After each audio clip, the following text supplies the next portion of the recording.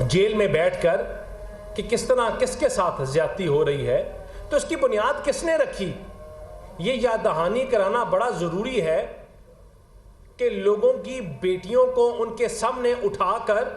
جیلوں میں ڈالنے کی جو بنیاد تھی یہ کس نے رکھی؟ مریم نواز صاحبہ کو کس طرح اپنے والد صاحب کے سامنے اٹھا کے جیل میں ڈالا گیا؟ کس طرح اولڈ لیڈران کی بہنوں کو عید کی رات کے دن اٹھا کے جیلوں میں ڈالا گیا؟ کس طرح دھمکیاں دے کر یہ کہتے تھے کہ ہم تم لوگوں کا کھانا بند کر دیں گے، ہم تم لوگوں کے اے سی اتروا دیں گے، اور آج جب اس کے اوپر بات ہوتی ہے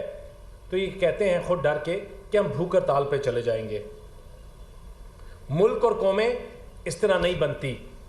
کہ جب دل کرے تو آپ پاکستان کو توڑنے کی بات کرو، جب دل کرے تو آپ پاکستان کو کمزور کرنے کی بات کرو۔ ہماری سیاست کی ترجیح، ہماری سیاست اور ہمارے لیڈر نے ہمیں ہمیشہ ایک چیز سکھائی، اور وہ یہ تھی کہ پاکستان سب سے پہلے ہے۔ یہ ملک ہے تو ہم ہیں، یہ ملک ہے تو ہماری سیاست ہے،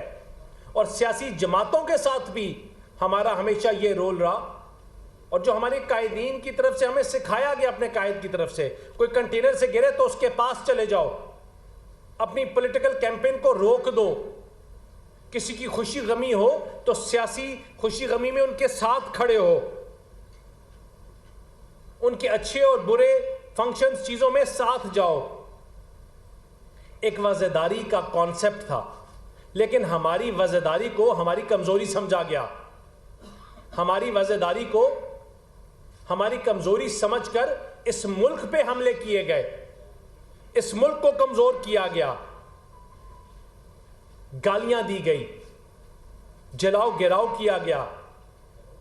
انہوں نے ایک پوری نسل اس ملک کی تباہ کر دی۔ ہم جتنے بھی لوگ ہیں، تمام لوگ اس چیز کی گواہی دیں گے کہ ہمارے معاشرے میں بہت سی برائیاں ہیں یا بہت سی غلط چیزیں ہیں، لیکن تہذیب کہ اپنے بڑوں کی عزت کرنا، اپنے ماں باپ کی بات سننا، ان کو عزت سے ان کا نام لینا، انہوں نے ان بچوں کو پولرائز کیا، ان لوگوں کو پولرائز کیا جو اس ملک کا فیوچر تھے، اور انہوں نے کیا کہنے شروع کیا کہ یہ تو اپنے ماں باپ کی نہیں سنتے، یہ تو اپنے بڑوں کی نہیں سنتے، یہ تو اپنے گھر والوں کی نہیں سنتے۔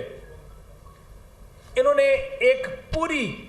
سوسائٹی کی ایک جنریشن سوشلی اور مورلی اس کو تباہ کر دیا۔ جو قومیں آگے بڑھتی ہیں یا جو قومیں آگے نکلتی ہیں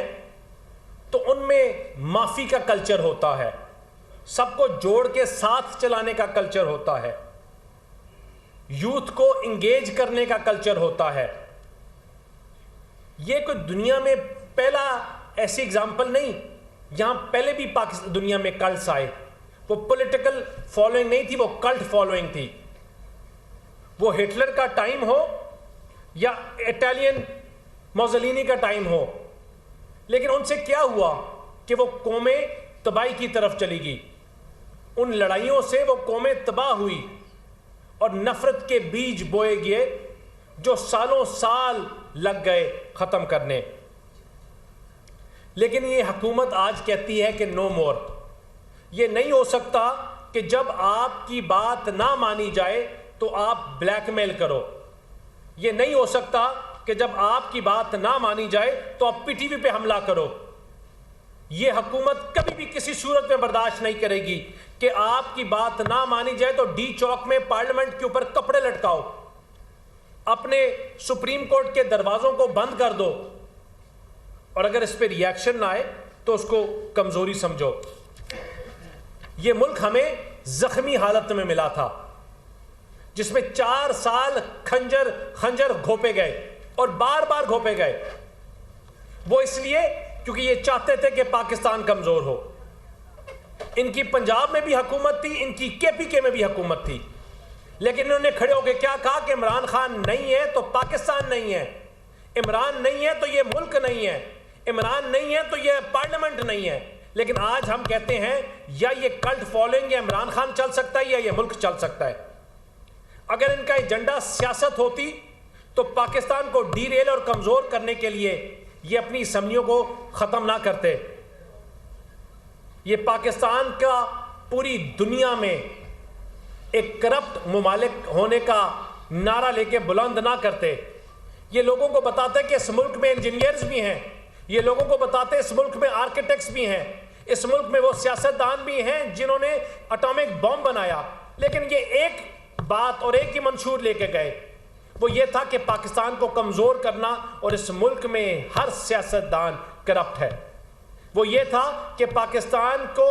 پبلسائز کرنا نیگیٹیوٹی میں۔ ان کی ایک سٹیٹمنٹ سے آپ کی ایک انٹرنیشنل ایئر لائنز وران بس بن گئی،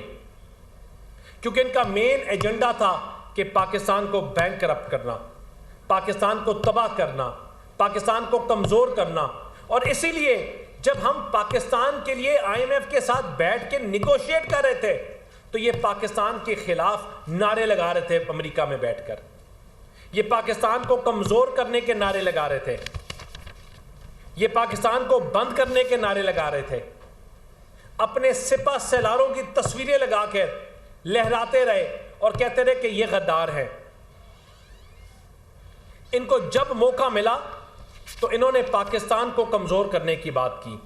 لیکن پاکستان کی عوام نے بھی ایک فیصلہ کر دیا تھا، اور وہ بائی الیکشنز میں ان تمام لوگوں نے جو فینس سٹرز ہیں انہوں نے یہ فیصلہ کیا کہ ہم جلاؤ گھراؤ کی سیاست کا حصہ نہیں بنیں گے، ملک کو آگ لگانے کی سیاست کا حصہ نہیں بنیں گے، ہم تفریق کرنے والوں کا حصہ نہیں بنیں گے، جو کبھی فارم 45 اور کبھی 47 لاتے ہیں، کبھی سائفر لے کر آتے ہیں، کبھی 35 پنچر لے کر آتے ہیں، ان کا حصہ نہیں بنیں گے اور پاکستان کو آگے لے کے چلنے والی جماعتوں کے ساتھ چلیں گے۔ لوگوں نے نفرت کی اور تفریق کی سیاست کو لوگوں نے خیر آباد کہہ دیا۔ یہ حکومت کسی صورت میں یہ ٹالریٹ نہیں کرے گی کہ آپ کے سپہ سالاروں کے اوپر بیٹھ کے حملے کیے جائیں، ان کو کمزور کیا جائے، آپ کی افواج کی تصویریں لگائی جائیں اور ان کو کمزور کرنے کی بات کی جائے، اس شہید کو